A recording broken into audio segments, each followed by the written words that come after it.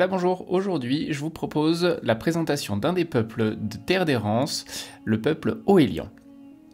C'est un peuple qui fait partie du premier cercle, c'est-à-dire qu'il est relativement proche de la physionomie humaine.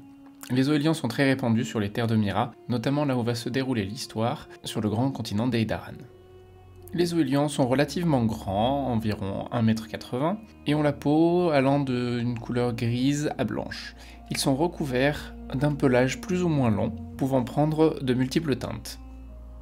Dotés de petites oreilles pointues et huppées, et d'une queue courte et touffue, ils se reconnaissent surtout à leur toison plus épaisse qui recouvre leur cou et leur torse. Leurs yeux perçants peuvent prendre des teintes d'orange à vert, et leur nez garde la même couleur que leurs yeux. Au niveau de la physiologie, ils se rapprochent beaucoup des humains, avec un âge moyen qui tourne aux alentours de 25 hexades. Ils ont un régime alimentaire plutôt carnivore, et s'ils ne font pas d'exercice, ils ont une certaine tendance à l'embonpoint. Comme vous le découvrirez dans le tome 2 de Terre d'Errance, ils possèdent la capacité de voir bien mieux que d'autres dans le noir. D'un point de vue psychologique, ce sont des gagnants. Ils sont compétitifs, braves, mais susceptibles, parfois même irascibles, butés. Mais en aucun cas, vous ne trouverez d'Oélians paresseux ou peureux. Ils accordent une grande importance à l'aspect physique et sont très à cheval sur l'hygiène. Ils aiment ce qui est soyeux, ce qui est sucré, et préfèrent la nuit à la journée. En revanche, ils détestent la saleté, l'oisiveté et la passivité.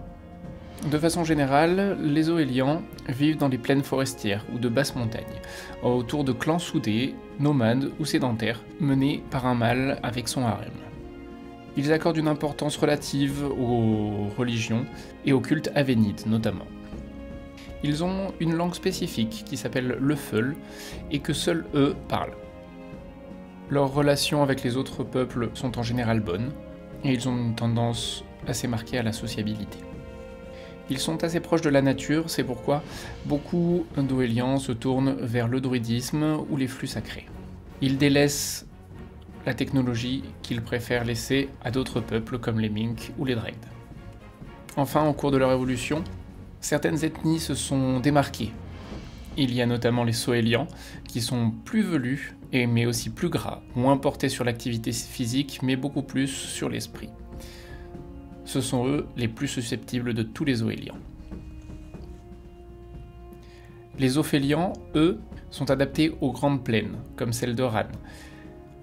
Ils ont un poil court, de longues jambes, et sont braves et rapides.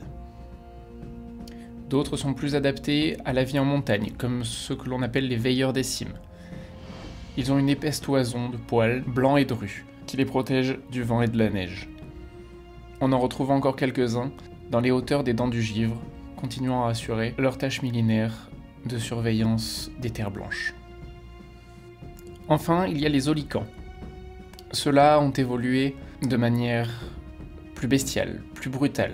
Ils sont restés sauvages, plus proches des loups que de la société. Ce sont des chasseurs brutaux, belliqueux et territoriaux. On les retrouve dans les basses montagnes ou dans les forêts.